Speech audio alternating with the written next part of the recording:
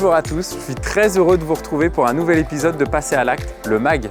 Aujourd'hui, je suis à égale distance entre le pôle Nord et l'Équateur, mais je suis plus particulièrement à la Roche de Glin. C'est un petit village au nord de Valence qui est quasiment insulaire, c'est très typique. En tout cas, c'est ici que m'a donné rendez-vous maître Stéphanie Chauvin et ensemble, on va parler d'achat immobilier et de divorce. Alors restez bien avec nous car il existe de nombreuses erreurs à ne surtout pas commettre.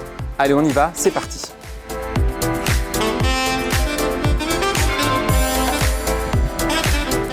Salut Stéphanie. Bonjour Alexandre. Tu vas bien? Ouais, oui, très bien. Bon, merci de me recevoir chez toi, ici à la Roche de Glin. Merci d'avoir fait le trajet pour venir jusqu'ici. Bah écoute, c'est une belle rencontre en tout cas parce que j'ai pu déjà déambuler un petit peu dans la ville et ça me fait vraiment penser à l'île de Ré, tu vois. Oui, on est un petit peu sur une île puisqu'on est entouré de chaque bras du Rhône avec le barrage de la Roche de Glin. Ok. Alors j'ai vu qu'il y avait quelques monuments un peu historiques. Là, on voit qu'il y a la tour ici. J'ai vu qu'il y avait une porte aussi là-bas. Oui, la porte du Roussillon. Eh ben écoute, on va aller voir tout ça.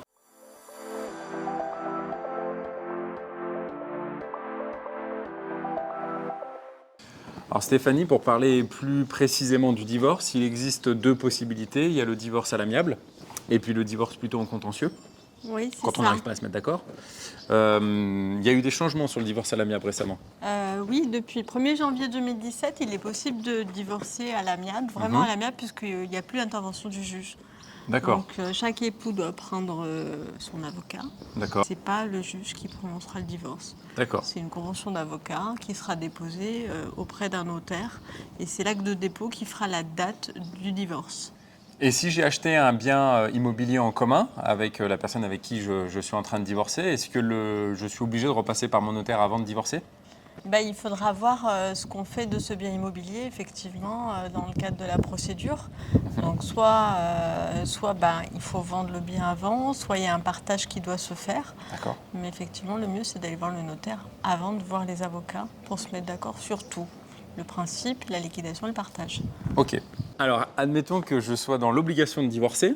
Quel est, toi, le premier conseil que tu pourrais me donner ? Déjà, il faut voir sous quel régime tu es marié, voir si tu as fait un contrat de mariage. D'accord. En séparation de biens, puisque la question a été de savoir si on peut acheter en procédure, on fait ce qu'on veut. D'accord. Chacun est libre. Si par contre tu n'as pas fait de contrat, que tu es donc soumis au régime légal de la communauté, tant que tu n'es pas divorcé, le conseil qu'on peut donner, c'est de ne pas racheter, quoi. D'accord.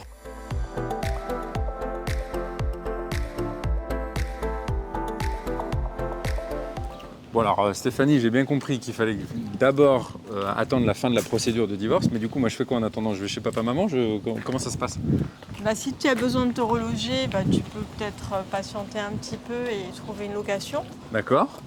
Si la procédure est à l'amiable, ça peut aller assez vite. Ouais. Si par contre c'est une procédure contentieuse, il peut y avoir des solutions.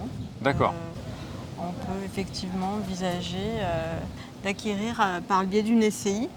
Alors, donc là, oui, après, je peux repartir sur une SCI, effectivement, alors avec mon ou ma future conjointe. Ton nouveau compagnon? Oui, avec mon nouveau compagnon, effectivement. Donc là, après, je peux redémarrer directement une SCI en même temps que la procédure de divorce. Ça, c'est possible? Oui, tout à fait. Ok. Ouais. Mais il faut bien que ça soit de l'argent propre. D'accord. Alors, on ne parle pas de blanchiment d'argent là, mais on parle bien d'argent propre à toi, de par ton patrimoine, de par ce que t'as donné tes parents. Avec ma future ex, entre guillemets, on se met d'accord, ok, tu peux acheter pendant la procédure de divorce, ça marche ou ça marche pas? Écoute, il y a beaucoup de clients qui nous demandent ça et qui nous disent de procéder comme ça. Nous, on ne conseille pas parce que ce qui va se passer, c'est que si le divorce n'est jamais prononcé, le bien va rester dans la communauté. Et ça peut durer, quoi. Et puis si le divorce est prononcé, il faut savoir à quelle date le bien est rentré dans ton patrimoine. Donc c'est vrai que si tu t'engages sur une promesse de vente et que la vente intervient après que le divorce soit prononcé, c'est possible. Si ça intervient avant, c'est un petit peu plus problématique. Donc, possibilité de faire remonter les effets du divorce, ça, il faut vraiment voir dans la convention d'avocat pour pas qu'il loupe le coche et qu'il loupe l'information. Sinon, ça peut être problématique de retrouver encore un nouveau bien dans la communauté à partager, quoi. Ok.